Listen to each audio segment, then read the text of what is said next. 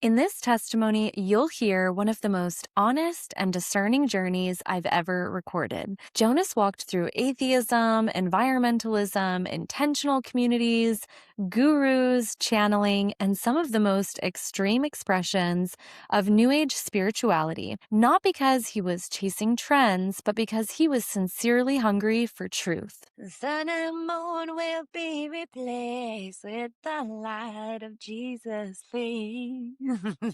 You're listening to When Heaven Calls, true testimonies and extraordinary encounters of lives changed by Jesus.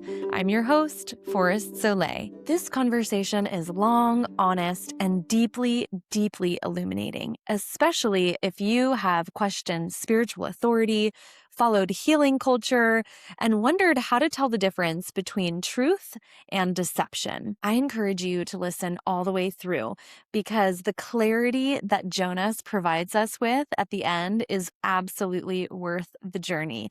He distills and boils down some core points that he learned from all of these experiences that he's had, and you definitely do not want to miss it.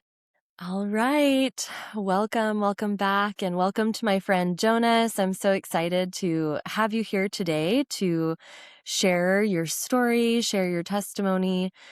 For those who are tuning in, Jonas is someone that I met in my last 6 months or so of living in Costa Rica. He lives in a very beautiful mountain community, and we met because Jonas is a very skilled massage therapist, and I'm excited to learn more about where you're at with the things that you offer the world. But when we met, he was doing massage therapy and craniosacral, and I received some of his therapeutic modalities, and we just always connected.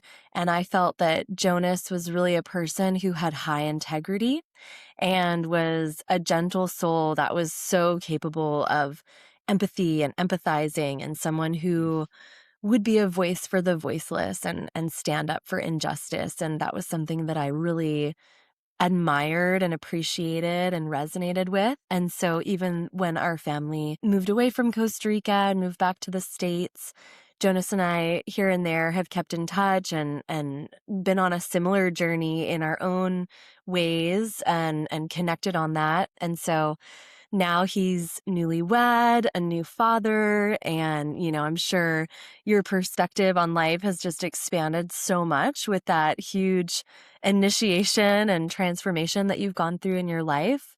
And yeah, it looks to me like this has been so fruitful for you, and I'm just really excited and honored to get to hear more about your story today. So welcome, Jonas. If there's anything I left out, any kind of context that you'd like to share as you introduce yourself, and then I'd love to dive into first and foremost, like, how did your early life begin? What sort of foundation did you have? And what in the, formative years were sort of your spiritual beliefs and perspectives? And did that come from family or the culture that you lived in? I'll let you take it away. Thank you, Forrest. And yeah, those were some very kind words. I feel humbled because I don't think I am as beautifully described as you put, but I appreciate it nonetheless. Um, but yeah, I would say you covered the bases pretty well. I'm basically just taking care of a little family here in Costa Rica that I started with my wife, and trying to figure out what the Lord wants us to do, and that's a daily thing. And he takes care of every day. It honestly does feel like he's the one who is, whenever we need something, somehow it's like a prayer answered, that things happen that either provide the resources we need or the people we need for whatever. But we'll get into that, of course. Life here is, yeah, it's a prayer. It's a walking prayer, but it's we're grateful to be in that kind of life situation with God at the center. That's so beautiful. So as a kid or growing up, um, my story begins in Denmark, which is a historically, I mean, if you go way back, it's a Viking kind of country where like Nordic pagan beliefs were. By the time I was a young kid, I grew up in a Protestant atheist setting. And that might sound a bit contradictory, Protestant atheist, but that was kind of how it was. I basically we had all the Christian churches everywhere. The iconography of Christianity is present very much in Denmark. Like just crosses on tombstones, you know, like old church buildings, beautiful old church buildings. Like Christmas has like you know, Jesus stories and like manger kind of iconography as well, alongside Santa Claus. Yeah, and in general, you do know who Jesus is in my country. You have heard about, like, I wouldn't say I've heard the full gospel when I was a kid, but I heard like, oh yeah, he's like my idea as a kid was he was like a super special person that you know, died horribly and is in a way like, in a way I can't understand, supernaturally just an incredible like person that's also resurrected.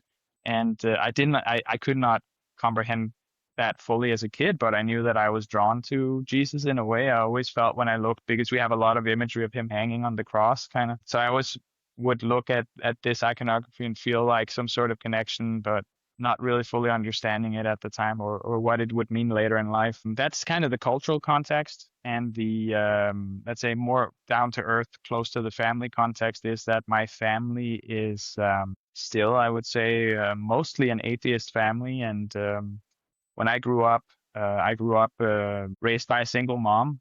My father was out of the picture because when I was very young, she had just left a 12-year marriage with an Italian guy who isn't my father, but her prior relationship. And they had never been able to conceive, actually. They had tried, and their relationship ended because he had an extramarital affair with her best friend. So she was in a very low point in her life when she came back to Denmark, and she met my father. And he said, you know, I'll if you want to have a child, I'll be happy to help you, basically, or create a child. I want to do that with you. And they were just like kind of close. I'd say she was in a midlife crisis. She was in her late 30s at the time, kind of a little bit depressed after this very trust breaking experience in many ways. And but she did want to have a child, and that was the aim. And here I am today. So that's kind of the miracle for her as well. Wow. What a story. And I so appreciate hearing about the culture and kind of the place that you grew up in. And so it sounds like there definitely is Christianity going around in Denmark, and that you had some of this iconography, but in your family of origin, at least, it was more atheist. And so yeah, what did like holidays or holy days look like in your family? And did you have an understanding of the meaning or the purpose of life? Or what sort of stories or belief systems did you and your like, what were you raised in, being a part of a more atheist family? So growing up, I was very much like yeah, let's say holidays or special occasions like Easter, which we also celebrated, Christmas, even like the Ascension days. These are all like public days off in Denmark. So like it's funny that all these Christian kind of oriented special calendar days are like honored in a way, but the culture itself in Denmark is like Christianity without faith, I would say. There's just like Christian iconography, like I said, Christian churches, but it was kind of a little bit of a joke to actually believe in God as a kid. People would kind of laugh at you and be like, "Oh wow, like you're a simple-minded idiot, basically, if you think like that." It's like a culture that values scientific thought and like modern like philosophical views. When I was a kid, you know, like, so it was very materialistic. And my family was the perfect like example of that. So growing up with a single mom, I was only with my mom's side of the family. She ended up leaving, just to give context, my father because she later discovered he had a horrible addiction to drugs, and he was unreliable and would potentially steal and do things. So we ended up not having a relationship with him as I grew up much because of that, except some phone calls and some letters. But so I grew up with my mother's family, and in her family, my grandfather was like a patriarch. He had 3 daughters. My mom was the oldest, and we would have a lot of family gatherings and stuff around holidays. And holidays were like not very Christ centered, except a few of the Christmas songs. Like we have one that's directly translated. It's like a child has been born in Bethlehem, which is of course talking about Jesus. But that one we would always sing, and a few other ones. But it wasn't like, we would do prayers or anything like that. It would actually be quite pagan, which is a lot of the Christmas traditions in Denmark are very pagan. We dance around the Christmas tree. We have like counterclockwise, clockwise dances and just singing songs, and like the tree has just piled gifts underneath it and decorated with like all kinds of like I don't know, shiny balls and sparkly things and lights and stuff like that. Christmas itself was like Santa Claus and elves and stuff like that. It was fully like a commercial, depending how you look at it, or pagan with the elves and stuff, because there's a lot of like we call them nisse in Danish, which is like this kind of like almost like a nature, not spirit in a way, because it does have corporeal form, but a little mischievous little gnome-looking creature that loves to like prank you, and you have to leave porridge out for it. Like we have like traditional rice porridge as part of our kind of culture around Christmas, and if you don't, then they're gonna like prank you in your house or like steal things and stuff. So like this is like you could say the background of Christmas is more about that than about like, our Lord and Savior being born. So the Christian component was not highlighted to me as a kid at all. It was more about, here's some presents and stuff like that. And these old gnomes exist, and Santa Claus is a real guy, or. Yeah, it's so interesting when we go back and we look at the roots of these things. And it sounds like a lot of what you experienced in Denmark, a lot of us in the United States can relate to. Maybe not with the elf trickery. Reminds me more of like a leprechaun, St. Patrick's Day sort of thing, which maybe the roots are not so different, the Celtic and Gaelic kind of stuff, and then the Viking culture. But yeah, a lot of what you shared, and I mean, even when you look at like the roots of like Satanism is a lot of like worship and glorification of the self, and then birthdays and Christmas just becoming like all about presents and having your list. And it's interesting when we look at the character of Santa, like on the one hand, there's Saint Nicholas, and there are roots there, and that was a real person. But then this character of Santa Claus being like omnipresent and aware of your every move and watching you for good or bad behavior, like it's almost like a false gospel in a way. So yeah, so many things created to distract us. So that's really helpful to understand this context. And how did this come about, this whole like transition did you go from Denmark straight to Costa Rica? What was your like maybe in your teen years and when you were getting ready to fly the coop, like what was that chapter of your life like? And holding this atheist belief system, did you ever feel an emptiness or like a meaninglessness? Were you seeking in some ways for like a deeper meaning to life, or was that just like a part of your psyche and life that just wasn't even really unlocked and you were more like going through the motions of life? I'm so curious about that. Well, thank you. Yeah, it's I think there's so much to say about that. I think the atheistic worldview was terrifying as a child. I remember like my grandfather, who was like let's say my role model, masculine role model as a kid, and also the man who, for better or for worse, basically was the powerhouse of the family, the one who everyone resourced for help, or who was taking care of things, who had power basically, and in an earthly way, at least in our family. And we had a great relationship. Like he was very close with me. We grew up close. He was really like my father in many ways as well. But his worldview became mine, and his was like a terrifying one, which is like I remember asking him. I must have been like 4 or 5 or less, and I said, "So, what happens when you die? You know, what is this like? What happens? What is this world like?" And because the idea of death was being introduced to me, and he just looked at me like cold, and he said, "There's nothing." And I just remember that like that terrified me, and I couldn't understand that conceptually what that meant, you know, this idea that it's nothing. So so literally as soon as I die, you know, realizing that I will at some point, um my whole conscious experience is over, and like there's nothing more. And what does that mean? How does that mean that everything I feel is me is gone? And then what? What does that look like? Am I just like in a void, or do I cease to experience anything? What does that feel like? And just like terrified me as a kid, you know, the idea of death.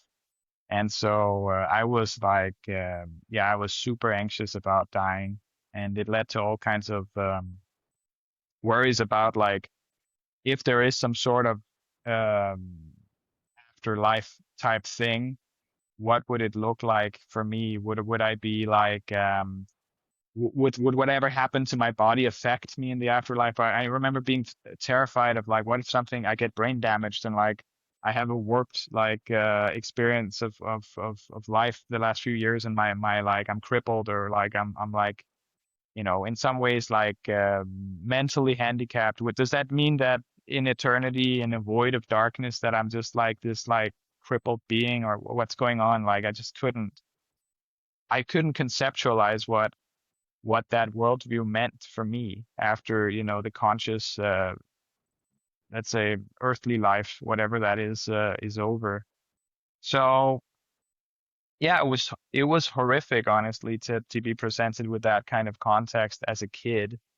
And I remember just having kind of like sleepless nights and like worrying about it a lot. So when I became a teenager, like that was still the backdrop, and I was moving towards fulfilling my grandfather's ambitions for me, which was to become successful in the earthly way. You know, I did pretty well in school, like compared to my peers. So he always joked that I should become like a professor one day, and like, you know, all these high positions in society, different ones. And it was obvious that he wanted to see me succeed in this world in the eyes of people, and gain my success in ways that we're all used to. At least most of us, I think, sadly, that's what we're presented as success, is like, you know, being known for prestigious things, or having lots of money. Like my grandfather, he was pretty wealthy for our standards. He owned his own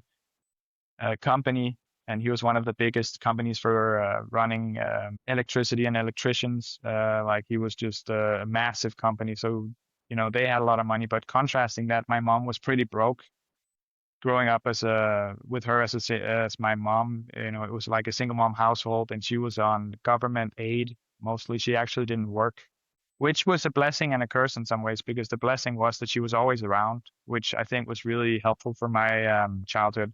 Um, but the other side of that was there was not much resources available, except like when our grandparents blessed us with like, you know, gifts at Christmas, or like other like help here and there, which would also always be like conditional, like, oh, you do this, and yeah, we will definitely support you. Don't do this, no, there's no support, you know.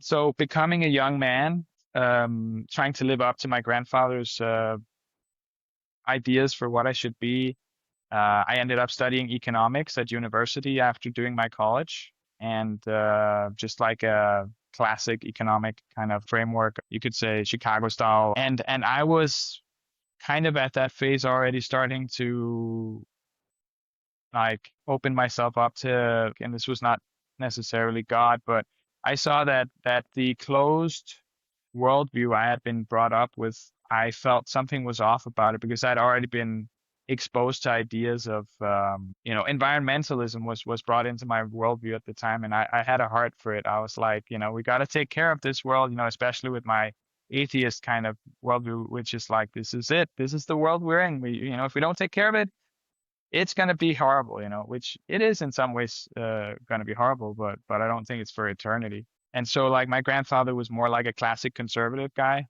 and held very conservative values, which weren't very environmentalist. So I remember like already then noticing a clash a little bit about like our differences of thought and how we saw things. The next thing that kind of clashed was that I was starting to question some of the economics I was being taught, because for me, it seemed like the classic capitalist framework was kind of leading to exploitation of nature for many reasons. And that kind of clashed with my environmentalist growing feelings. And I was like, if nature doesn't have an inherent value in its own, then of course we're going to just cut it down, commodify it, make it into things that do have value. And that's an unstoppable kind of process in our economic framework.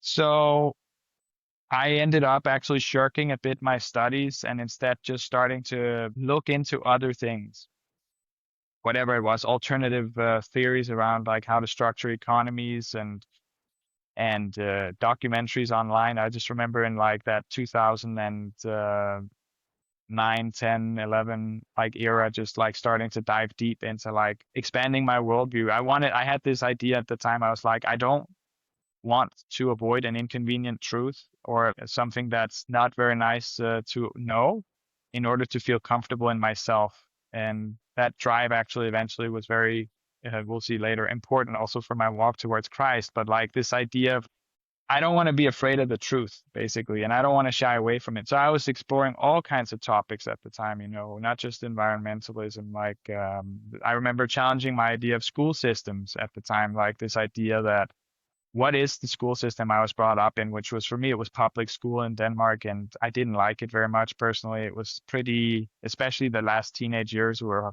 pretty depressing for me and like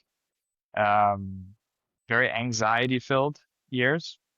And just learning about like the history of the school system, how it came out of like the railroad industry and wanting to like basically control their workers by taking their kids and stuff like that, and just being like, wow, that's the context of our school system. That's crazy. Learning about, for instance, the impact of how we live on the world. Like I said, kind of environmentalist, but that segued into like a bit of an animal welfare / animal ethic kind of thing, where I learned about like how the industrialized animal foods industry impacts the world. And then that also shaped me at the time. I was like, oh, that's horrific, how everything is produced out of animals, just getting these, let's say, very vegan at the time documentaries, but still like just being faced with it and the horror of it made me like realize and motivated me to also change things in my life. So all these things kind of was stewing in me at the same time. And then a giant formative event happened in 2012. And I had just turned, 24 at the time, actually, now that I'm recounting it. And my grandfather passed away. And he had had bowel cancer for about a year. And we had been slightly estranged compared to when I was a kid at the time. And I just remember my aunt at the time sending me a message, because I had tried helping him to not go the traditional route of cancer therapy, because at the time I had learned about holistic health practices and diet's effect on health and all these things. And I had told him like a year prior, if you are willing to do these radical things, which included like radically cutting certain like processed foods out of his diet, and for instance, possibly considering doing a fast at the time. I was like, I'm pretty confident that will give you a better chance of making it than just like continuing as if nothing has happened, or either going with the traditional treatment options. But he didn't. He ended up foregoing all treatment, but also not changing anything. And we had like, he was a bit. He could tell I was wandering off what he had hoped at the time. So he was a bit. Worried, I'd say, probably about my future, but also a little bit like he could feel he didn't have the same control over me, which probably felt frustrating for him. And so when he passed away, he was in a hospice, and I hadn't seen him for a while. We hadn't been on the best terms, but my aunt sent me a message, one of his daughters, and said, Grandpa is dying, come say goodbye. So I made the trip there to the hospice, and like all of our family was gathered, his three daughters and a lot of my cousins, most of them were present. And so I just remember going up to him. He was like, he used to be pretty overweight, but at this point he was like gaunt. All his body's resources were gone. And I just remember he had this wet sponge that we were wetting his mouth with. He was kind of catatonic at the time of his passing, a little bit like he was not fully there. But there were small signs because they said that he was fighting to hold on until I came, and then he was like letting go. So I think he had some sort of attachment to just me as a surrogate son almost, because he never had a son. He just had daughters. And so I came and became that for him. So me coming in was kind of like, he kind of was finally starting to relax into letting go. So I held his hand and I was kind of like putting this wet sponge in his mouth to make sure it was moist. And he passed away with me present and the family present. And so I remember that was transformative in the sense that I felt that first big loss of someone that I had resourced a lot of security and safety from in my life in an earthly way. And he was like the provider of the family. He was the powerhouse. He was the one everyone would go to. If there was an issue, you went to him, you know, he would be the one to talk to or potentially help you depending on like what you needed. And here he was passing away, and I knew this would have profound implications, not only for our family structure, but for my life as well. And of course, my personal connection with him, I was in grief. This father figure had just passed away and with me there, and like it was, yeah. I remember writing a eulogy for him at the funeral, and just like he had a big social network. He was very liked in his communities. He among other things was like in kind of a Masonic lodge. And they were like all the businessmen that he was connected with were at his funeral, and several of them were in grief and stuff. So it was obviously had a big impact on many people's lives. And so something very profound happened after this major change my life, let's say, with him passing, which was, I remember I was living in Copenhagen at the time, which is a capital city of Denmark, and I was walking through a cemetery park, which is kind of a uniquely Danish thing, I think, because we kind of don't have a lot of green spaces. So we just combine cemeteries and parks into one. Wow. Yeah. Fascinating. So you were walking through a cemetery. And then I walk up to a tree, like in the cemetery, and I just rest my hand. I'm just like kind of resting for a bit, like going into myself. And then I can only say it was a profound revelation of like the nature of reality, and I would say through God's spirit to me. But he showed me directly, and it was like almost an out of body experience, though not quite. More like expanded consciousness, like to the point where I could feel everything for a brief second. I could feel the insects, I could feel the trees, I could feel people, I could hear thoughts, everything was just like revealed to me for an instant. And it gave me this profound insight that there's way more to life than I had ever thought, you know. And I would just backdrop this by saying I've never done any psychedelic drugs or like any really recreational drugs either. The only thing I've ever taken in my life that's like a substance is medical, modern medicine, and nothing for psychiatric stuff ever. Also, alcohol. We have a big alcohol culture in Denmark, so I had like a year and a half where I tried to fit in with the crowded university, and they were just always going out drinking. So that's about it. I mean, you could say chocolate, but and coffee, but these things obviously, yeah, it's not going to do that to you. Wow, that's incredible. And so, how close to the time of your grandfather's passing did that experience happen? And it, it's interesting because you say it was like a split second, but then I know also, I think time probably to God is such a different experience. So it might have been that you were experiencing that for longer on a conscious level than a second. But I'm so curious when that happened and how it wound up impacting you and like what you changed about your life from the moment of having this like divine revelation. Yeah, I mean, it was definitely, when I say it was a second, it didn't feel like that to me because that felt like it's profound, right? So when something like that hits you, it's like, I don't remember expressing myself in a very, in Denmark is a very like, I don't know how to put it except to say we're not very charismatic, expressive people. So I was just kind of privately in myself a bit like maybe if someone was up close, they'd been seeing my eyes would have been darting, thinking, what's going on? But yeah, it felt more than that. You know, it felt like information just came into my body almost, and I was just like given insight into I think how God showed me not his full perspective, but a piece of the higher perspective. You know, like whoa, like I'm so much. There's so much more than just me. You know, I'm not just like a little whatever earthly material creature that just perishes. Like I could literally feel what all these people and were around me were feeling, and these animals and these insects and this tree. I didn't feel I was them, but I could feel them. I could just feel everything they felt. It was so profound in a way.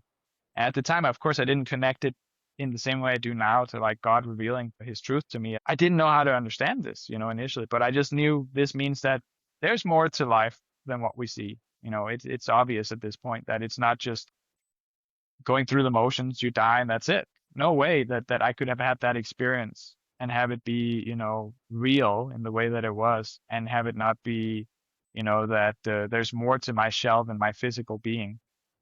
So, yeah, I remember it opened me up to everything from there on. And just like, you also asked how far after my grandfather's passing. So this was like probably days after his passing, if not, day 2 or 3, but it was pretty close after. And yeah, it was like, I mean, even looking back now, it was like maybe the Heavenly Father saying, yes, your father figure's gone. Now look what he told you that wasn't real, but I'll show you what is real, kind of.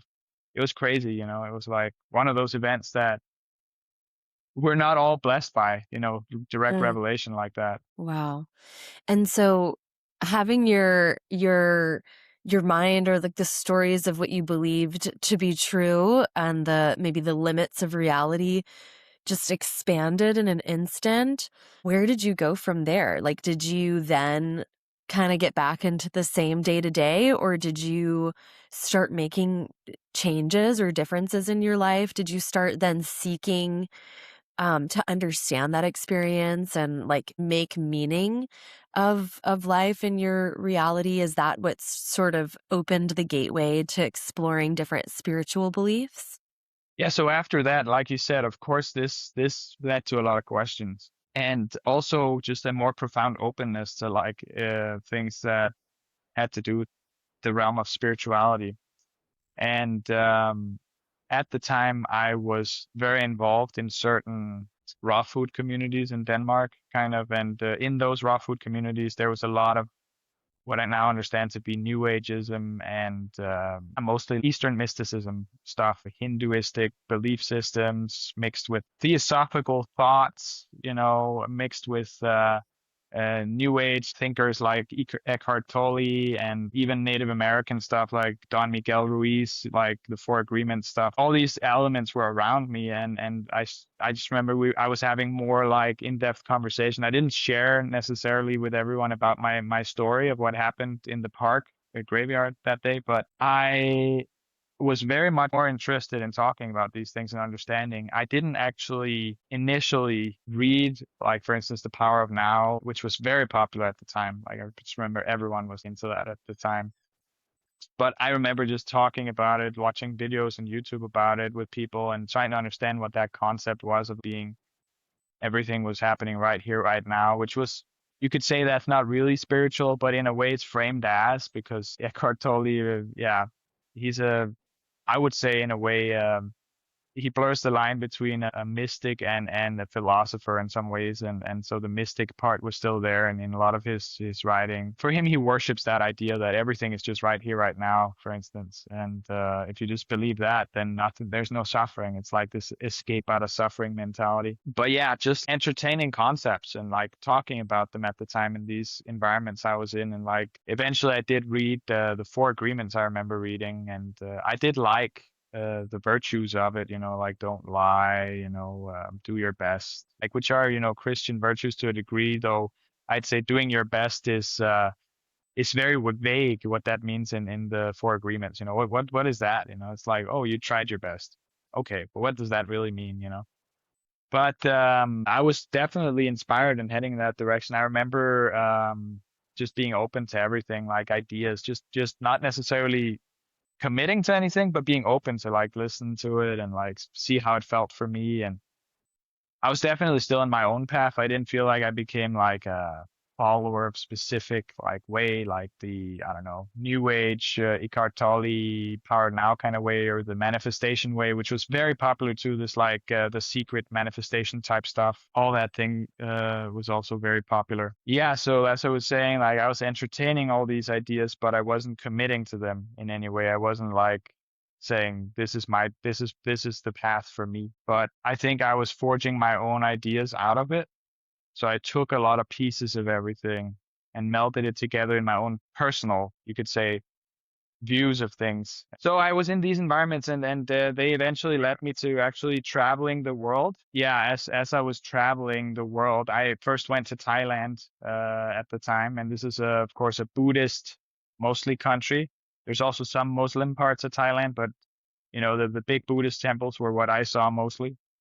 And so it was like I saw the culture of that, and in a way, you know, it felt more spiritual than my own country, which has a lot of iconography of Christian but no faith. You know, there they are actually, to a Mm. degree, they believe in like karma and stuff. So there's certain things that, you know, you can just feel the whole. It's interesting though, because it's not just pure Buddhism, it's also melded in with some sort of nature spirit thing, and they believe in like all kinds of stuff, you know. There it's never just one thing, is what I discovered. But so like in traveling in East Asia, I had a lot of exposure to more Eastern belief systems. And I was traveling there because a woman at the time I was in love with was like wanted to travel the world, and I was like, I'm gonna go with her. You know, this is I'm in love, and like yeah, let's just you know, travel and see what the world does. So I went on this like journey, and this started in 20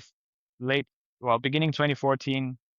I started like letting go of Denmark, my life there, my studies. I had done my bachelor's in economics. I was studying my master's, but I was just not motivated for it anymore. And so yeah, I just kind of ended up slowly unpacking my life because I was forming a relationship with this woman at the time, getting rid of my possessions, my apartment, so I could just literally become a traveler with her, and we could kind of yeah, see where that would take us. So initially we had traveled a bit in Thailand, and the idea was we're gonna in 2015, this was the year we were gonna start the world tour, and we wanted to. Initially, it wasn't the idea that we would actually travel the world. When I say world tour, that's what it became. But the idea was that there was this community actually in Costa Rica that she really wanted to visit, because she had this dream of eco-village life, of, you know, close to nature life. We grow our own fruits and vegetables, and we're just living in a community, and maybe we're just leaving society, and just like there's not going to be money. Who knows what it's going to be like? So actually, we left Europe uh, to go to Costa Rica in 2015, and we went to the Caribbean side of Costa Rica to visit this community that was forming, and that was the start of that journey. Yeah. Right.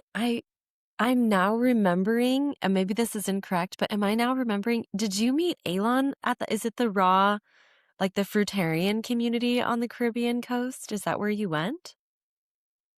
Yeah, no, I did actually. There was a fruitarian community that was forming at the time that later was renamed to Pura Fruta, and today has been renamed again. And many of the people who were involved have changed over time. But Okay. I remember meeting Elon through another fruitarian Israeli friend of his called Avri, and Oh, because I yeah. traveled with Avri much later. Yeah. Oh, So okay. Cool. I was totally forgetting before we did this testimony share that you'd actually met Elon before you met me. That's so funny. Okay, so you landed on the Caribbean coast of Costa Rica. Um, was that the community that you guys wound up getting involved in, or it was a different one? And what was your experience like there? You lived most of your life in Denmark. You then were traveling around Eastern Asia, and now you've landed on the Caribbean coast of Costa Rica. Was it a very similar culture and spiritual beliefs and kind of involved in this new ageism, as you mentioned, that you were getting exposed to through your like fruitarian and vegan circles, or was it a completely different reality? Yeah, I mean, honestly, it was quite a contrast again, because I would say the branch of spirituality I'd been exposed to before was like European, let's say, high thought spiritual concept, more theosophical, to East Asian, like kind of like Eastern mystic Buddhist kind of traditions. Some of them also a little bit pagan nature worshipy, and then from there to more of a Native American melded with the American style New Ageism, which was for me at the time more focused on like the, how can I put the difference? But it felt less like thought and more like the idea of just like letting life take you on an adventure kind of deal. You know, it was like, oh yeah, it's this mysterious journey, and like we're all on it together. And I remember the community we met, it was quite disappointing for both of us, because we realized that the people there, which was just um, four guys actually who were trying to start this project, we didn't feel that they were emotionally as intelligent and present as we were used to, even in our like friendship communities. And we realized like for us, a community starts in the heart. You know, it doesn't start with just like a piece of paper saying we are an intentional community. It's like who do you feel close with? Who do you feel safe with? Who do you feel you can trust? And we realized, whoa, we don't have any of that with these people. And she was the only woman, and it was a bit like something didn't feel right. So we actually ended up leaving the project quite early on. And there was actually a moment where they did, and this is like crazy, but my ex was very emotionally erratic at the time, and she had moments of what can only be described as almost like emotional possession, and she would like just be like screaming and wailing and like just crying, and like, and it sounded like someone was like she was being assaulted almost, like so intense was her expressions. So she did this while we were at the community, and they actually called a woman who performed an exorcism with us in the name of Christ. I remember that. So it was quite intense. And following that, she actually never had that kind of intense emotional outburst. Yeah. Wow, that's fascinating. It's also fascinating because I've heard, in my journey since becoming a believer, that we shouldn't do deliverance or cast demons out of unbelievers because one demon will return with seven. So it's actually really interesting to hear that she didn't suffer from that anymore, and it didn't sound like it came back more harshly. But wow, what a story. So that was just another little like symbolism and seed planting of this Jesus Christ character. Exactly. Yeah. And I will say she got haunted by other demons for sure, but not the same. Yeah. Okay. In a different way. Yeah. Yeah, they're always creatively coming back and tormenting other areas of life. Okay, so you were on the Caribbean coast. I know when we met, you were no longer on the Caribbean. You were on like the Southern Pacific zone and in the mountains. So I'm curious like how your journey bridged from that point and being with this woman to when we met several years ago, you were a single man, living your mountain, simplistic life. And so I'm curious, like, what happened in those years or months between being a part of this community, leaving that for maybe even like safety reasons and just like not having that emotional depth. And I resonate so much with your journey. And as someone personally who's been very drawn to the intentional community thing. That's absolutely, it's like, it's the people piece. The people piece is what's often missing and where we miss each other. And if we're not able to resolve conflict in a healthy way, and if we're not able to like relate and empathize with others and take, our own ego or self-centeredness out of the picture, it's very difficult to make those communities work. So it sounds like you learned that lesson early on and then you pivoted. Where did life take you after that? Yeah, exactly. As you say, like we realize that, conceptual ideas of life, community, and all these things don't necessarily match reality, and realizing the at that time human aspect is super important. Later on, also realizing the spiritual aspect is everything. Um, so at the time we left this community, and we traveled actually by bike across Costa Rica. We ended up getting these custom road bikes built and just actually biking. And we went we had taken the bus to Alajuela and met a Colombian guy in Heredia, which is like a kind of, I don't know, a town outside of San Jose. And he built us some custom road bikes to bike. And then we biked from there to like Punta Arenas and took the ferry across to the other side and like biked back up. It was a little bit of a shift, and we didn't really know what we were doing because we were like the idea of like joining a community was gone now. So we were just trying to figure out what's next, you know. Mm. And that's kind of how it all started, at least. That's so, I mean, as someone who's lived in Costa Rica for quite a few years, I'm very impressed with the idea of carrying everything with you and riding a bike. I'm just like, how does that work with all of the torrential rains? And yeah, that's cool. You're definitely an adventurous one for sure. So how did you wind up deepening at this point? Were you already a massage therapist, and were you already practicing craniosacral? Is that something that you learned and trained in while you were in Costa Rica? Did you get exposed to other holistic healing modalities and, new age practices and modalities? Yeah. I mean, I've always been drawn to massage. I did intuitive massage since I was a kid. My mom would always ask me to and claim I have healing hands and stuff like that, which for me, I believe you can get gifts like that from God, but I don't see it as something that's inherent to me. But like people around me did enjoy my, let's say, massage, intuitive massage. So I was already doing that just with friends and family.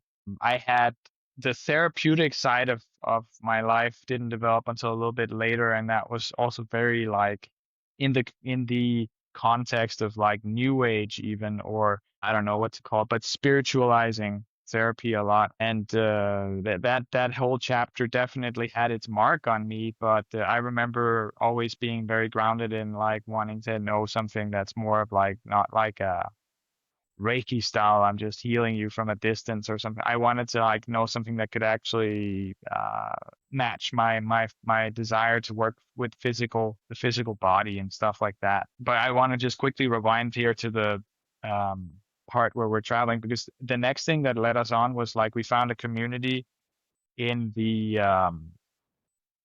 we found an article about a community in the South Pacific Ocean in a country called Vanuatu, called Eden Hope. And so like there was again some things that were like Christianity was always kind of subtly whispering, because Eden, being the Garden of Eden, and at the time like entertaining ideas of like living just off of like garden style fruits and vegetables. It was like, okay, returning to our pristine origins. Reading a health book in Costa Rica written by a man who had moved here, called Man's Return to His Garden of Eden. This was written in the 20s, actually, and it was about detox, health, and the connection to Jesus and all these kind of things. This is not a well-known book at all. I had it scanned and sent to some people as like showing the historical roots of some of these like belief systems around raw food and stuff like that. But we heard about this place called Eden Hope, like I said, in the South Pacific, and we read some articles and we saw some pictures, and they were trying to live according to something they called like an Essene kind of way, which was like you could call it a new age, in my opinion, spiritual version of the idea of what the original life would have been like for Christians, even during or before Christ's time. Like this, like idea of this is the pristine original way, even in the Bible, and and raw foodism and detox and fasting were all part of that. And the reason I mention this now is because this has actually come up recently in our zeitgeist and culture, also with this documentary called Christspiracy, which I have strong feelings and opinions about that one too. But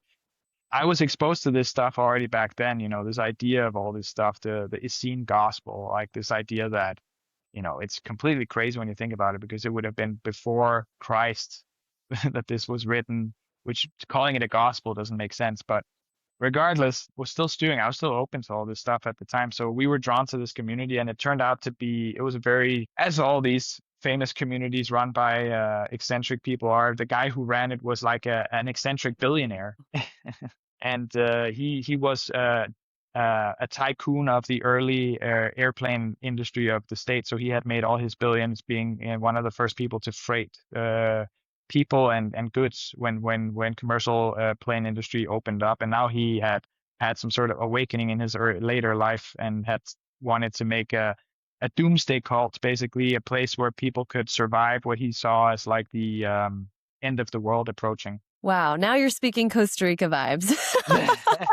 I'm so familiar with a lot of people on that train of thought, and I myself used to be in it as well. You came to this community. I'm curious how much time you spent there. I think you called it a doomsday cult, which there's definitely so many people in my experience in Costa Rica that almost consider themselves like refugees or something, like they've left their country of origin and maybe they're disenfranchised with the way things are going in modern society. And so then it's like, let's move to this second or third world country where we can get back to our roots and live more simply, more like in an indigenous way. And then that kind of lends itself having a lot of these new age perspectives, but also a lot of consciousness about the broken and failing systems around the world.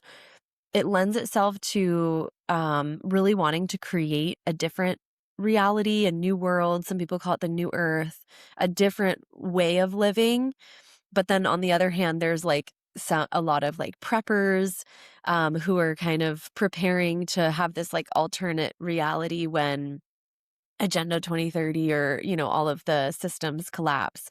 So I'm curious, when you went to this community, did you resonate with that? Did you take on that worldview for a time, or did you notice something within you resisting it and wanting to go a different way?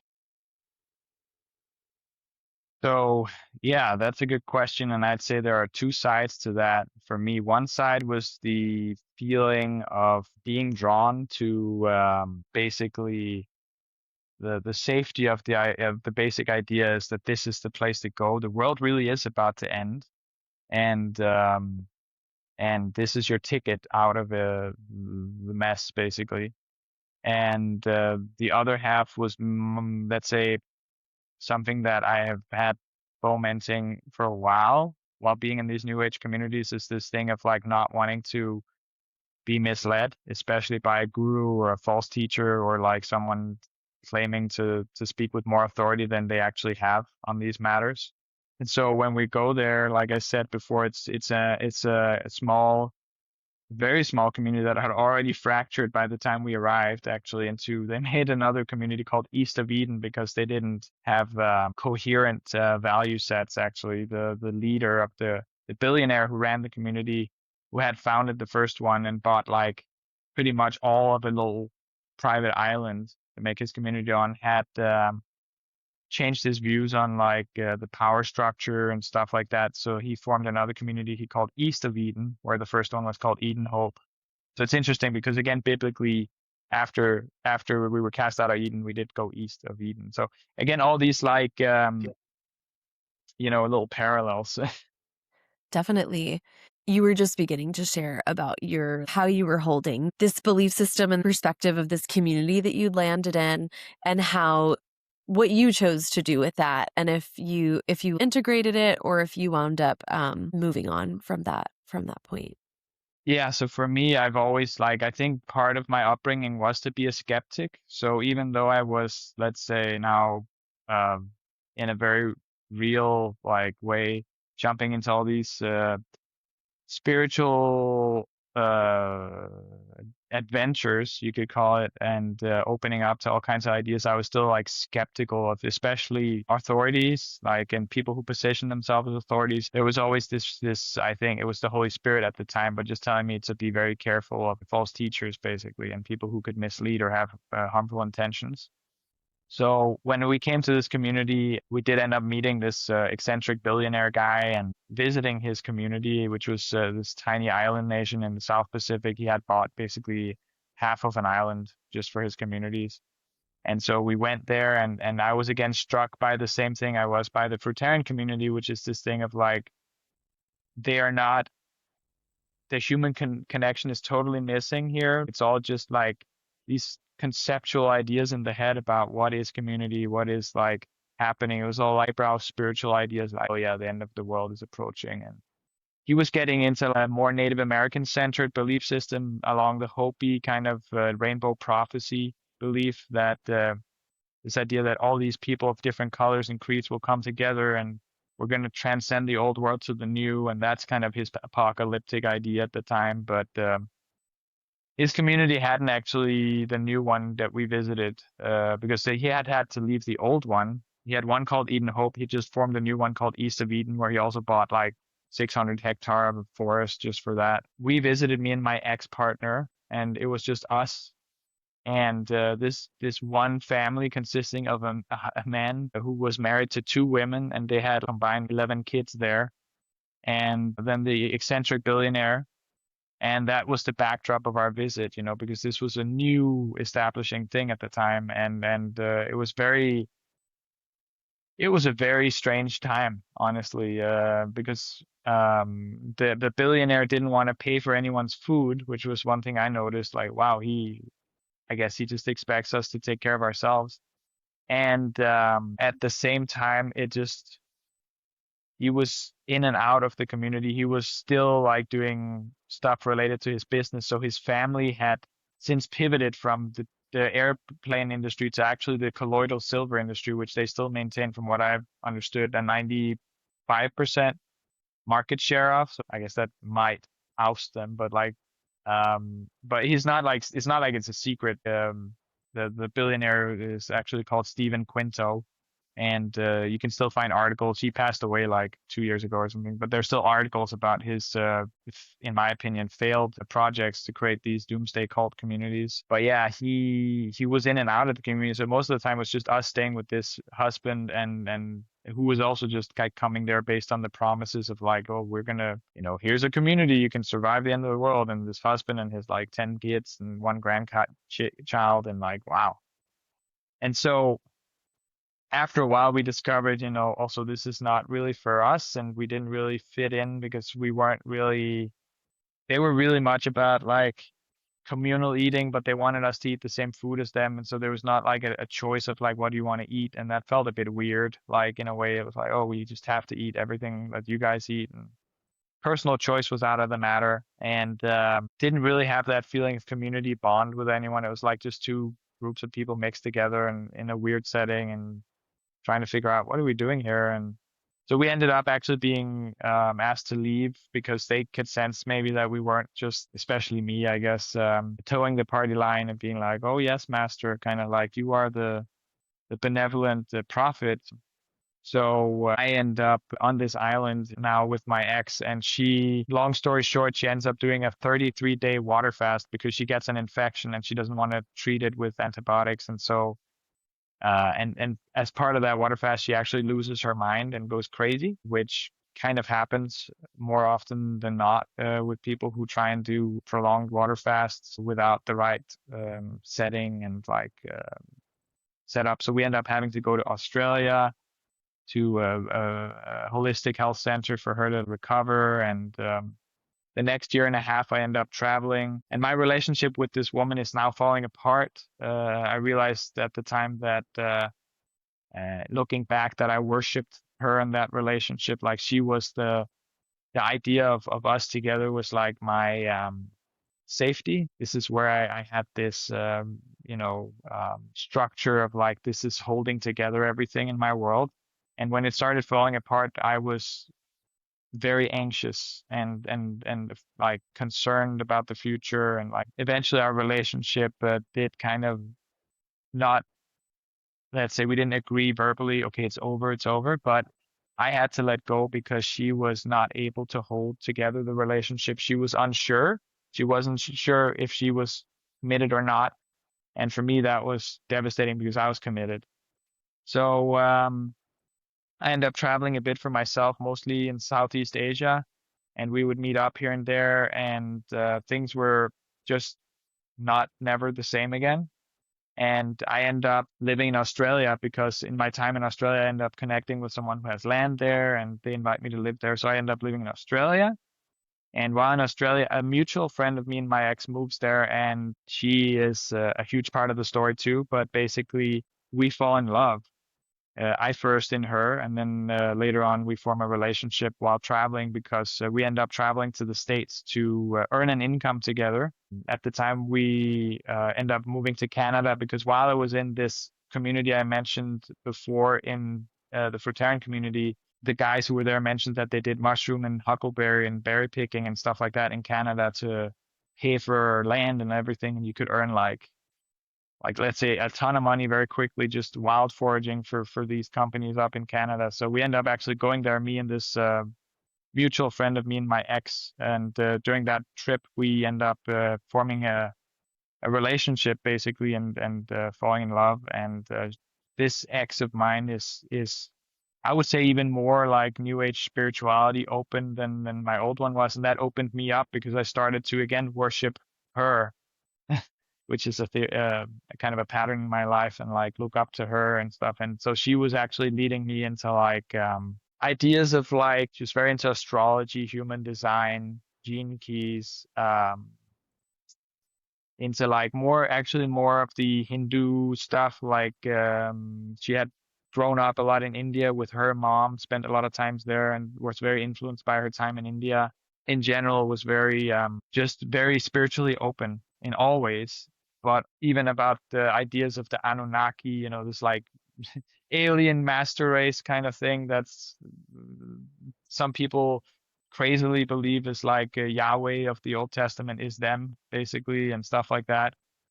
And so a lot of new things come into my worldview. I started researching theosophy, Krishnamurti, Helena Blavatsky, all this kind of stuff.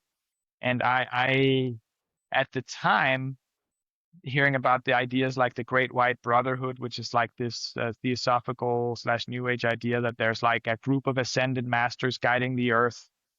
Jesus is one of them, but so is Mary Magdalene and random figures like Saint Germain and like um, these obscure Hindu saints, and one of them being the leader, actually, a guy called Sanat Kumara, and all this kind of like weird stuff. And then aliens get mixed in, and it becomes kind of like I get a bit like to the point where I'm like, this is very strange, and like I feel like there's some sort of I don't know if how to put it, but it feels almost like it feels goofy and kind of stupid in a way now that this is how it is, and they sit in a spaceship. And I'm saying this, it sounds ridiculous, but that's literally the belief system, that they have a spaceship and they're intergalactically protecting us from evil forces, all these like so-called ascended masters. And so during my journey with her, this is kind of like the worldview that we both encounter, and she's very drawn to the mysterious, adventurous, like spirit-led life journey, like this idea of like spirit leads us, like even this Mother Earth, like a serpentine spirit. Like there's this book she read called The Serpent of Light, which was like again just a crazy, like it sounds like something you would just make up in your head kind of thing, with like how people are rebalancing the Earth's chakras, and like polarity of the world is getting fixed, and like people recounting their journeys across the world to perform rituals, and all different religions are connected, but they talked a lot about the Mesoamerican and like South American religions and how that connected, and like being led by Egyptian gods, and like all of them connected to the Great White Brother. It just became like I said, it felt like for me, it felt like I was not with Christ yet, but even for me, it started to feel like this is ridiculous, all this stuff, and it just feels like people are just like starting to just make up stuff. At the same time as this is happening, channeling content on YouTube, on everywhere, and new gurus emerge, like people who claim to be channeling different people. And I end up traveling to Thailand through these connections, through my let's say my new love relationship and other friends connected. to visit a group in Thailand. We're doing healing work, they call it, for free. Now, I was very drawn to the idea that they were doing it for free, not asking money, not realizing at the time that this was actually a hook. But because I felt like money is inherently pretty corruptive, and I'd seen a lot of gurus and guru worship, and seen how that is detrimental to like a person's like I hadn't seen anyone get out of that in a healthy way and become good people. I always saw them just like kind of worship at the feet of their guru and just be just as viceful and sinful. And I use that term intentionally, sinful, because I even like back then had a feeling of like these people think they're better than they are, not realizing that they are like, just fallen basically. And so the backdrop of all that happened in my life, right? I'm getting exposed to all this. Now, at the time, the few early experiences I had of Christianity, the few stories I heard of Jesus were always in the back of my mind as the contrast to all that. And for some reason, like especially the story of Jesus flipping over the temple, the money changers table in the temple, was so clear in my mind, especially when I met all these like grifters in the New Age and in the spiritual communities that were just like offering, manifestation coaching sessions, pay $555 and have like 2 Skype talks with me, and you're gonna learn like the secrets to wealth and immortality and all that stuff. And I'm just like, this is so snake oil salesman, for me. And just like remembering Jesus as the ultimate example, even through all that like perverted theosophical view of Jesus as an ascended master, I was still remembering the biblical accounts for some reason. Like the few stories, I hadn't been exposed to all of it, but luckily being brought up in Denmark, I had been exposed to some of the Christians, and they were always the backdrop that kind of pulled me back from this stuff, and were like, this is not right. Like Mm, literally, like these people are worshiping a golden calf, in a way, and this is like what we're told not to do. right. Yeah. Everything that we see playing out today has been written about throughout the ages. It's just sometimes it looks a little bit different, but it's all these things on repeat. What I'm noticing in your share, and I've certainly experienced some of this, is there seems to be such a scrutiny of Christianity and looking at Christians as like so naive. How could you possibly believe this crazy story that's not, like, and wanting to root everything in the scientific method or whatever. But then you have this other whole population of people that are believing, that the Galactic Federation is going to save them, and that there's all of these different kind of mixed matched, muddled beliefs around aliens, alien invasion, aliens as saviors, these different spiritual teachers and characters, and that they're all, various ascended masters. And then you also have, I think you were starting to share that a lot of channeling content was becoming really popular on YouTube. So then not only ascended masters, but then just everyday people creating YouTube channels and opening themselves up to being a vessel that spirits can communicate through, and that we're being told that these spirits are carrying some very important divine message for us. Although, are we really just being discerning of who are these spirits that are speaking through these people, and what is the message that they have? And is that like really something that we should be listening to or not? So it's, I so appreciate you sharing this and bringing it up, because I think there's a lot of crazy making in the new age. And I certainly experienced a lot of confusion. And, while it's on one hand easy to just take the things that we like from various cultural traditions and spiritual belief systems and leave what isn't serving us, at some point when we just keep mixing and matching and picking different things, they start to contradict each other or just create a lot of confusion. So it sounds like something that we can appreciate about the foundation that you had is that you had this sort of critical thinking and this questioning part of you that was grounded, and not just accepting everything that you were told as truth. And it's also interesting to hear throughout your story that there were these little moments and these seeds pointing you to Jesus and pointing you to a different way. And that when you're looking at the stories of some of these deities versus some of the few stories at the time that you had of Jesus, it was like portraying two very different characters and two different sets of values and belief systems. And it seems like you were becoming, through exploring various intentional communities and traveling around the world, you were noticing like the fallen nature of humanity, and that you couldn't actually trust these leaders to be of sound mind and to be guiding you in a helpful, loving way, that there was always conditions to the love and to the support. We saw that in the story of your grandfather, but also in the story of this like eccentric billionaire on the island, and in a lot of your stories. So yeah, as you were having those contemplations and coming to this knowing, how did that point you? How did you eventually come to know Jesus? Was this the turning point in your life, or did you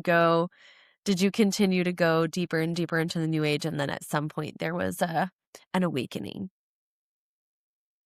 Yeah, I mean, I would say honestly that going through all these like insane, in my opinion, experiences, I was actually eventually led to another cult as well. And this time, even more so than last time, I was just skeptical from the outset because a friend had led me to have a healing session with this cult offering the free healing work. And they claimed to be channeling um, at the time this Hindu saint who was considered the man who trained every living saint ever, including Jesus.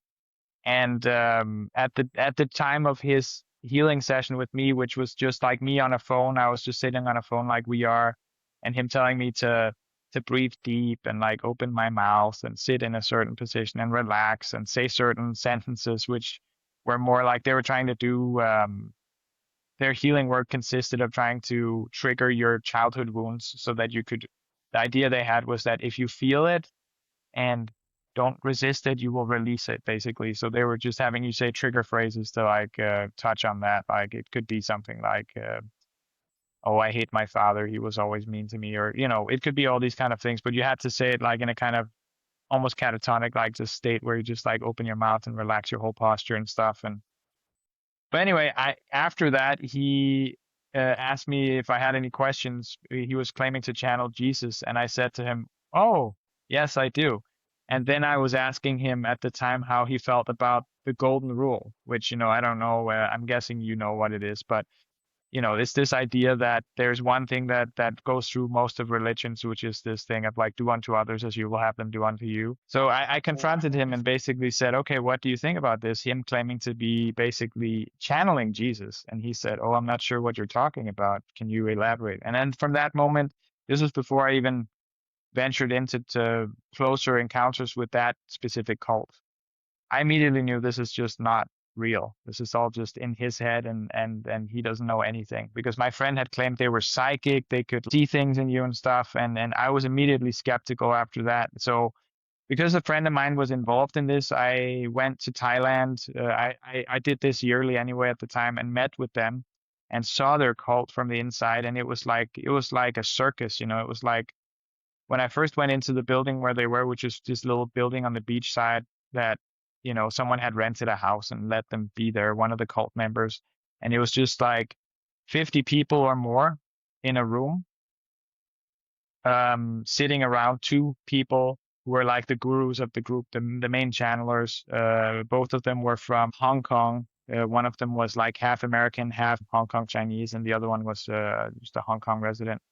And they were also just like young, in their like late 20s. We would all sit kind of on pillows on the floor mostly, and just like you'd have to relax your whole body posture and then say these sentences that they would give you. We had a little tech snafu there for a moment. So if you're noticing anything in watching this video, like the lighting is different or anything, that's because we dropped and we rejoined. And Jonas, you were speaking about this circle that was really worshiping these two gurus, and that one of the men was going to begin channeling Jesus Christ, supposedly, and he asked you if you had any questions or anything that you wanted him to channel. And then you brought up the golden rule and you said, how do you feel about the golden rule? And it was almost like a little trick question. And you were just beginning to explain what the golden rule is and share the rest of that experience when we dropped. So I'll let you take it from here. Thank you, Forrest. Yeah, so I challenged this guy on this call, but because if for me it was a strong statement to come and claim, hey, I'm basically embodying Jesus, and I'm like, wow, that's if this is true, this is incredible. But I'm always skeptical of these things, and so I just asked him, what's your opinions on the golden rule, and like, how it runs through everything, and he answered very briefly that he didn't know what the golden rule was, if I could explain. And the moment he said that, claiming he was like in this seemingly altered state, he was like acting like he was like in another, dimension while this being was taking over him. For me, like to believe that someone as, you know, even if you don't believe Jesus is God, most people believe he is an incredible, like, powerful human being at the minimum. And to be like, wow, so he wouldn't even know what the golden rule is. For me, it was like a red letter moment. It was like, okay, there's nothing, no trust in anything you say from here on. And also with that group of people. And the golden rule basically is just this idea of thou shalt do unto others as you will have them do unto you. This kind of pervasive idea. It's kind of karma in the Buddhist tradition, and even in other faiths, they have similar like tenets, treat people as you want to be treated. And so, yeah, basically, I ended up then visiting the cult to because I knew my friend was a bit lost in it, and going into visiting them, the setting was a small island in Thailand, like this little paradise island called Koh Phangan, which is in and of itself is a hotspot for New Ageism and occultism and mysticism and all Eastern religion. It's like it's as New Age as and mystic as it can get in the world right now. That place in Bali, and so this was where it was happening. That was the backdrop, and I had come in and out of this island a few times. I liked for many reasons to visit it.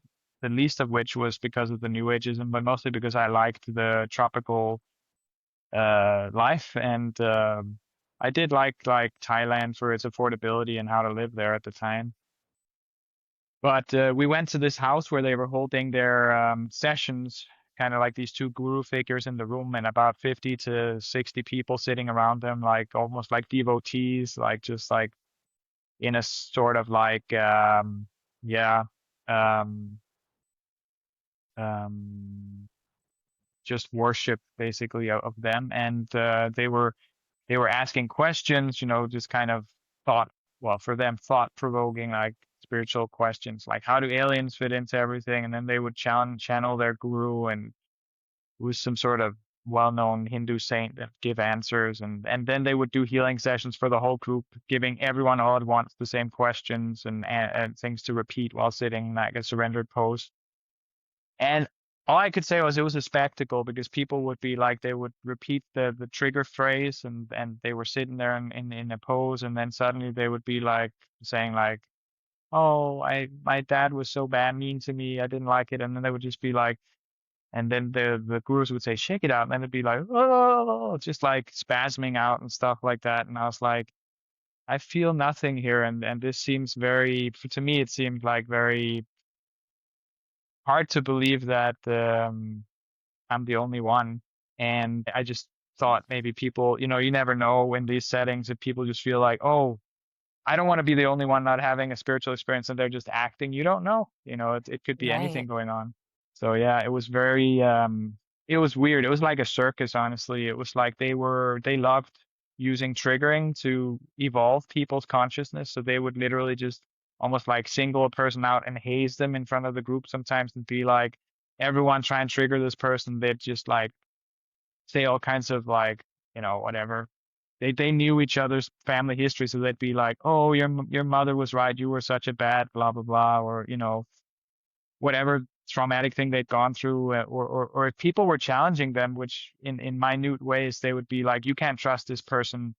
Their ability to be truthful and in the heart is not to be trusted," the gurus would say. So um, we're just working on healing this person, and this person would be kind of like highlighted as like someone untrustworthy almost, and singled Wow. out, almost like a dunce in class, like put a dunce hat on and just sit there and be like, "Oh yeah, I guess some." It was very like, I had never seen anything quite like it, and I felt like um, I was in a movie. Mm. So yeah, this kind of cult specifically taught people that there's a ultimate highest potential choice in every moment, and that in order to follow that choice, you have to attune to something they called heart's truth, which was like some sort of like almost like barometer for how close you were to your highest divine flow, as they called it. So this was all their language.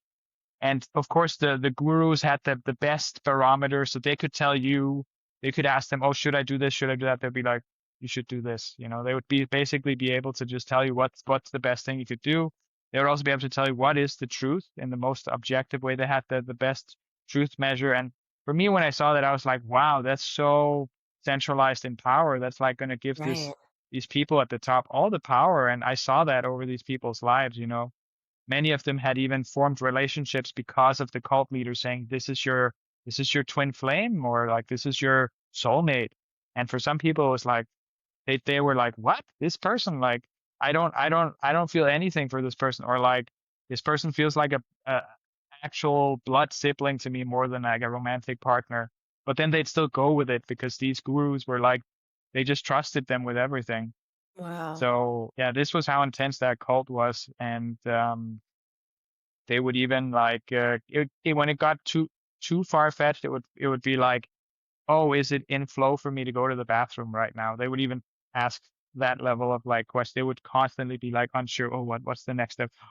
So I saw how paralyzing and crippling it was to these people's lives, and it was such a tragedy to behold, because many of them were truthfully seekers of like God. You could tell, Yeah. and they had the heart for God, and they were wanting to be good people, yet they were so misled into this horrific like brainwashing. And eventually all their lives revolved around traveling around the world with the cult. They would just follow these cult uh, gurus around, and they would have their retreats, their healing retreats in different parts of the world, mostly in Southeast Asia, but also one in Australia, and I think even in California they had one.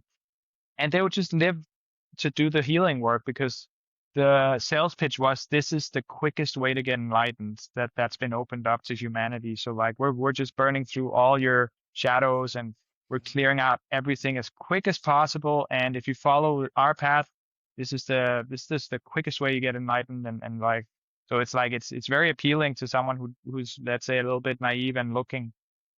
Um, Yeah, it's so really yeah. it's scary, so many of us have experienced wounding or childhood trauma of some sort, and I have found so many people have come to new age practices or occult practices through a genuine desire to heal and to rewire their patterns that aren't serving them in life, and just really wanting to not feel burdened any longer by their mother wounds and father wounds, and then to have like a genuine seeking heart, as you're saying, and to feel committed to personal development and change, and really wanting to have a healthy family or a healthy relationship, or a successful business or whatever, but realizing that our trauma is the thing that's blocking us from that. And then to fall prey to some of these like cults, and it's not the first time. I mean, I know a lot of people that have gotten involved in cults, and I think it's we would be remiss to think that we are incapable of getting involved in something like that. You don't have to be like a complete lunatic to not to get involved, because they can be really manipulative. And then especially if you have a friend who's involved and they're really getting something out of it and believe in it, it's really easy to suffer from that group think. So really interesting to have you illuminate this. And I'm curious, just for those listening, and maybe some people are thinking, is it this?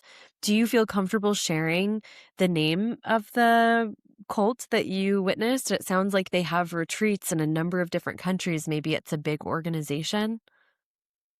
Yeah, I mean, they've changed their names. At the time, they called themselves just the Healing Group. They were following so-called guru sage, kind of from the Hindu lineage called Babaji. So they called themselves like Babaji Healing Group for a while. And later on, they changed their name to the Kriya Lightning Foundation. And I'm not sure if they still go by that, but yeah. And luckily, many of the people I met there have since left the cult, and some have even come to Christ and spoken out about it. And Wow. I could potentially connect you in the future with some of them for their testimony, because trust me, it's absolutely crazy. Some of them lived years with this cult. I was only involved with it for a few months and I was never in it. I was always like skeptical because of that first conversation I had. Yeah. Right. Right. Wow.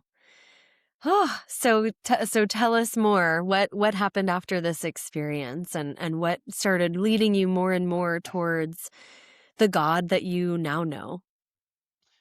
Well, I mean, through this whole period of time, I had this feeling that I need to, I want to, Jesus was truth to me. I knew that somehow in my heart, even though I hadn't read the Bible. And at the same time, I also spoke with many people, throughout the whole journey, from like the time in Europe to my time traveling, about the Bible, about Jesus, and so many perspectives, so many channeled books people would recommend me. And like the woman I was with at the time was very into this book called the Magdalene Manuscript, which is like a channeled book about the supposed love relationship and sexual relationship between Jesus and Mary Magdalene. And just to be clear, I think that's completely ludicrous and insane.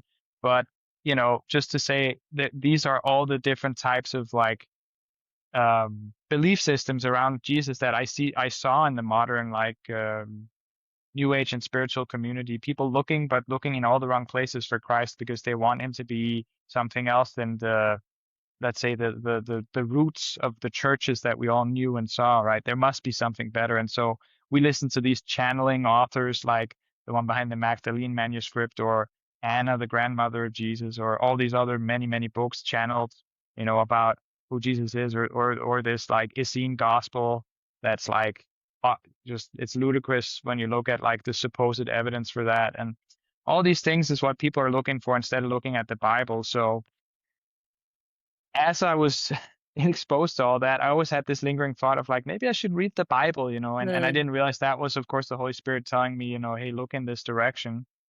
And it was not just a thought, it was like a feeling. It's like I was drawn towards that idea. Like, I want to form my own opinion upon this. I don't want people to tell me anymore that, oh, you can't trust the Bible, or you can't trust the translations. They always presented it as if like it'd been translated from translation to translation to translation to translation to translation, like as a daisy chain, instead of like from the original to the modern as it is. So what prevented me for a while from diving in was the idea that I wanted the most pure version of the Bible, in the most like, I don't know, direct word for word. I didn't want like any kind of interpretations. And I was so overwhelmed with that idea that I was prevented from jumping in. I think that's the ploy Satan uses sometimes to stop people from actually looking further into the Bible. It's like this idea, the pure word, where do you get that? And it's like, you know what? Even, I believe the Bible is the word of God, but I also know that, there are interpretations, and we have to accept that sometimes we have to jump between different versions, and we'd have to learn Greek or like Aramaic to read the true manuscripts. And that is a possibility, but don't let it stop you from, actually reading a good, English or whatever language you have translation of the original manuscripts, because most of them get the essence of what is being said, unless it's like some horrible version that's twisting things, like the New Living Translation or something. So anyway, that was basically how it moved for me. So having seen all this, I had seen all this horrific abuse going on in spiritual New Age communities. people who were seeking but always getting lost, people getting abused, people getting taken advantage of for their money, mostly. Like so many of these gurus were just cash grabbing like crazy at the time. This was like, my end of my time in these new age communities. I'd say it was like 2017 to 2019, early 2020 was like I was out after that, like just kind of left for nature, but saw all the sexual perversion, the sex magic, the tantra.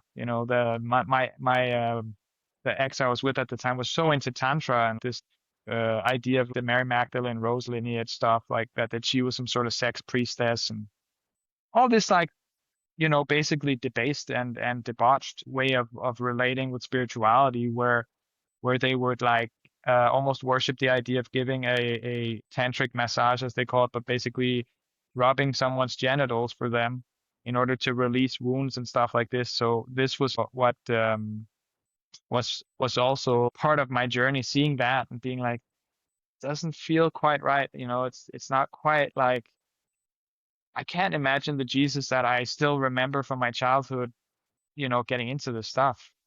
So in 2022, and this is 2 years after I arrived back in Costa Rica, and the backdrop for that was Holy Spirit led me here by bringing me a work opportunity right before the pandemic that was supposed to be short term, but then freelance. I ended up here in Costa Rica from Asia by like pure, like, it was not me, it was God leading me here through people I met and encounters.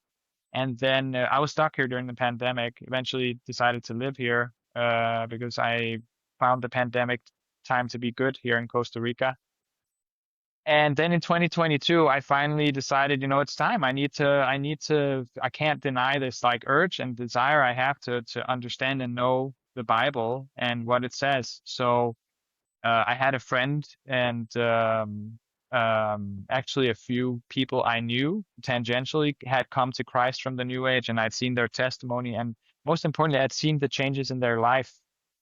So like seeing them be freed from addiction, from like let's say debauched lifestyles of different kinds, from sexual perversion, and become the kind of people that I knew deep down I wanted to be as well, in a more, I would say, even more than what I was capable of before, because I always tried to do good, but I knew that there's room for improvement always. And I knew that and I had never found a group of people who were devoted to anything, especially the Hinduistic or the New Age, who were really like seeming like good people. They were always kind of like, when I say good, I don't mean that they're like particularly awful, but good in the sense of like modest, kind, helpful, willing to put your needs above theirs in situations and go out of the way for you, not greedy.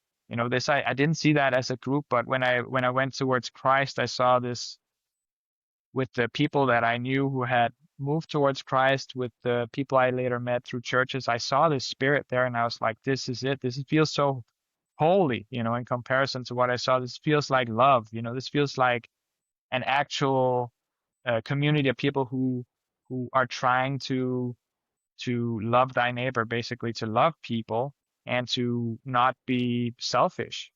And so for me, all these things were just hammering nails in the coffin of all the other stuff, to be like, look, this is how it's done, And at the same time as I approached Christ, my ex from many years back, when I first started the journey, actually also came to Christ. And so she had gone through a cult as well, called the Access Consciousness, which is like a cult where they affirm a lot of let's say manifestation belief, and basically try to use questions as a way to change their reality. They'll often say, oh, how can it get better than this, as a way to, like, they think that when you say things, ask questions, the universe answers. So if you ask the right questions, the universe will answer you, and it's like an evolution of manifestation belief again. But I saw how that cult and system of thought had corrupted her. So she had gone from like, being kind of health conscious, into like, in, environmentalism, living close to nature, to becoming like money obsessed. This was through that cult. To being promiscuous, to taking drugs, to smoking, to drinking alcohol. And then when she found Christ, it all went in an instant, and she became modest and just like, her testimony to me was just another like wow moment. So opening the Bible and actually reading the Word, I wouldn't recommend this, but I started from Genesis, but at the same time, I was listening to different, let's say, pastors that I respected, and priests, and read commentary of different things, and went to a Bible study. And this Bible study was actually started by a bunch of guys who had left the New Age here, where I live in Costa Rica. And it was like just forming. And so being part of their Bible study, we were just organically reading through the Gospels together, and just saying, okay, we would take turns reading whole passages, and then we would say, okay, any questions? What did anyone get out of that? And that was actually a cornerstone of what developed my faith. And then going to a church that I found down near the beach, that because I live in the mountains, that was also very like biblically centered and had a good message, and wasn't a prosperity gospel or like a cult, which there are sadly a few Christian cult churches in Latin and South America. And then just fellowshipping, becoming more friends with different Christians. And it didn't mean that every Christian I met, I was just immediately like, wow, I love you. We're the best friends ever. Because, Christians aren't perfect. And I learned that lesson early on, to not judge Christianity based on like how good Christians are. Because to be honest, I'm not that good still. I'm just still trying to, follow the way. But yeah, and this grew my faith, and then seeing how God worked in my life. I gave up. I was day trading before that to figure out how to make money. But then God was convicting me more and more that I was not part of the world in a good way when I did this. I was like withdrawn. I was just living by the laptop and doing my own thing. And so he pushed me to start doing the body work that I did. And I had developed my body work, because you asked this a long time ago how it developed, by taking a training later on in Thailand, which was done by a kind of new age guy. He was a follower of Osho originally, but luckily his modality was just physical, and it was mostly a physical education. He did have one part where he claimed to do energy work, but I never really got into that. So his modality, physically speaking, was excellent. Like, it's a really in-depth, deep tissue focused bodywork therapy, and I still use it today. And then I also learned craniosacral, which the school of thought of craniosacral that I went from, because there are many, is also just based on the physical study of anatomy, not like any kind of spiritualizing of it. They call it listening to the body. You just hold the body and notice what you're feeling, and that's basically it. Like, in the gist of it is just you feel very minute little things, and you're not moving or manipulating the body when you do that. It's almost like a lay of hands type thing, though not in a Christian setting, because you're not praying in the name of God, but you're just holding your hands on someone and feeling, really. So it's like a deeper kinesthetic experience. So these two modalities was like what God put upon my heart to offer, and that's what I did. And my massage work, just through him, because I didn't advertise myself, later became my main source of income. Praise God for that, because it's so much better to be involved with people's lives and see them evolve, get better, go through trials and tribulations with them, help them if you can, than it is to be isolated and living on a screen all the time, like I did. And I had longed for this deep relationship. This is the other aspect, for a long time, and these different women I'd been with, I realized what I had followed to find them were my passions, my desires, my feelings. Like, oh, I was so in love with them, or they had qualities I admired. But I realized that what I should look for is really like a woman who loves God, number one. And my second stipulation was there's no alcohol or drugs, because of my family background, I just knew that those were the two, like, with God being number one, the second one was that. If we can have that, that's all I need at this point. So I just prayed to God and said, God, I obviously didn't make good choices when I was finding the women I was with, and I was just following basically my body and my feelings. And please just, make it super obvious when you put the right woman in front of me. Give me some signs. And God works in mysterious ways, but one of the ways he works is the testimony, which is not super long, but very nice, of how I met my wife. And her sister was part of that cult that had those two gurus. Now, her sister later broke free of that cult. She didn't come to Christ, but she did break free of that cult. And she was asking me at the time here in Costa Rica how life was, because she was pregnant and she wanted to have a baby. And so I told her about life here, and they got so curious and intrigued and felt a calling to come here that they ended up coming here and having their child. Now, when they had their child, her sister, now who is my wife, came to visit them. And initially we were like, I wasn't immediately like saying this is going to be my wife. I didn't even know, because number one, she wasn't a believer at the time.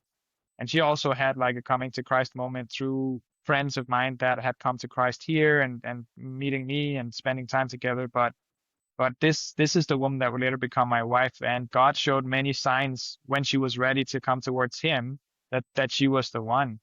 Like so many like connections to our childhoods that were similar. She had lost her father at an early age.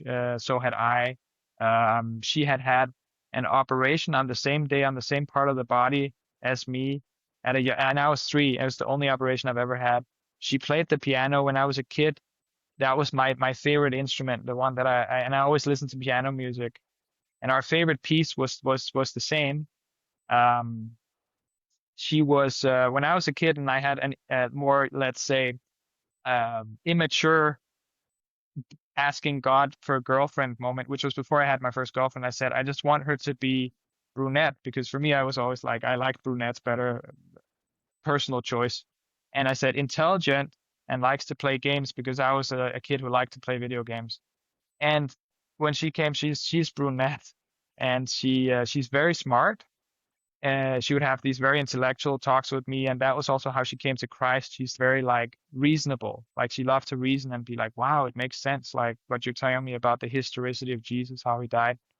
And she loves playing games. Like she's a board game player, not a video game player. But it was just funny how it all tied together, along with many other little signs. And yeah, by following God, he's brought me a family. He's put me in the role of provider. You know, I realized that I worshiped an idol of like not working when I was in like wasn't with Christ. And I realized God likes a hard worker, and that motivated me also to start a business for him, where he basically tasked me to go out there and spread some recipes for different like healthy treats that I just had developed on my own.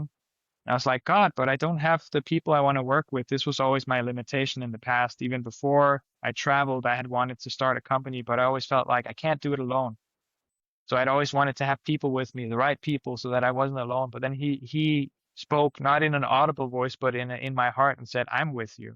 What more do you need? And I was like, yes. And so, and you know, that's how life is now. It's a walk in faith with God. You know, I do my body work, and I sell my and my wife's treats in the market and food. And we now have a son. He blessed us with a son just this July. Praise God for that. And so I'm a father now, and I'm just trying to live up to what God told me to do.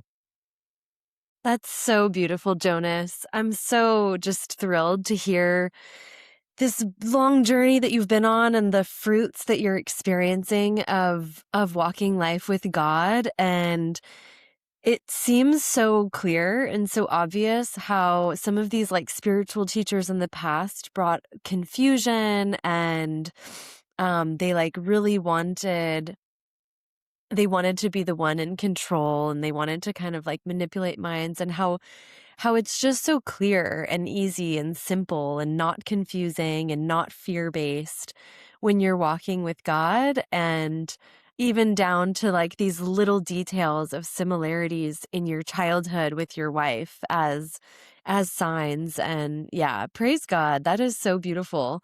And so now in your community, do you have, it sounds like you've had Bible study and you found church.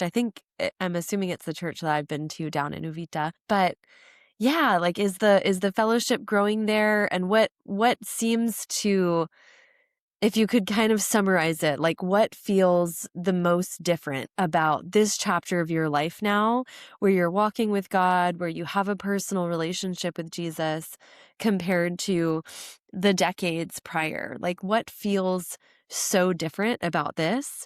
And then if anyone is listening who's connected with these different parts of your story and your testimony, and they're feeling curious, maybe they still have questions, that would be normal. What would you say to them to encourage them or invite them in? I would say, there's a reason that this message is coming to you. God speaks through people a lot in our day and age. He in the Old Testament, he often manifested in a very powerful, like undeniable, like pillar of flame or like flaming bush kind of way. But nowadays he uses people a lot to reach you. And if you're feeling connected to any part of my story, it's just God's trying to reach you and talk to you here. And yeah, be bold, move towards it. Like, I know that there's a lot of history that's difficult to let's say fully accept about Christianity. And I will say some of it has even been misconstrued in the historical lens, like with what Christians did or didn't do. And so for me, true believers of Christ are the ones who follow his way, which is, basically a path of love, love God and love thy neighbor, be willing to forgive, repent of thine, actions that are against God. And repentance being like changing yourself, being willing to let that old identity, these things go. And, you could even start just with reading the Bible, though I would not recommend starting from Genesis like I did. I would recommend starting from the Gospels. John is probably the one I'd recommend the most, but they are all beautiful. They all have, let's say, they all have the similar red thread, but slight variations because of the difference of perspective on the whole ordeal.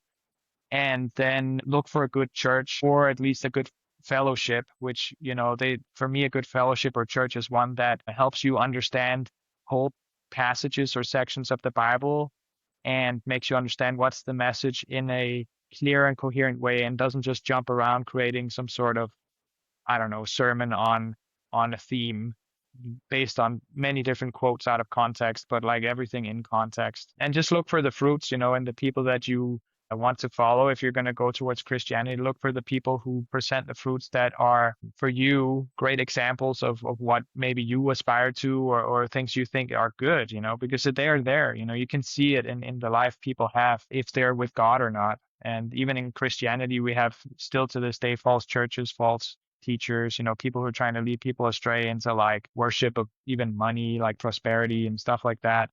But the most important thing is just create a relationship with the people or the church. If you don't have anything on available to you in person, online is an option, though I would recommend in person just because of the added dynamic of having a life that is together with people, which is beautiful and for how things grow. Amen. Amen to that. I'm in such full agreement. And you've just woven so many beautiful insights and revelations into your story. And I think there's a lot that people can relate to. It's almost like you've lived so many different lives. I think that tends to happen when we travel and experience these different places. And it's such a blessing that we get to learn through your story. And so thank you so much, Jonas, for being willing to sit down and take the time, especially as a young father, to share with us. I'm curious if you feel called to close us out in prayer. And if not, I'm happy to do it as well. Oh yeah, no, thank you. I'd love to. Okay. Oh, Father who art in heaven, thank you so much for giving me this opportunity to speak to Forrest and her audience and just to share my story, the story of how I came to know you and how it is to be with you. I pray, Lord, that this may reach all the souls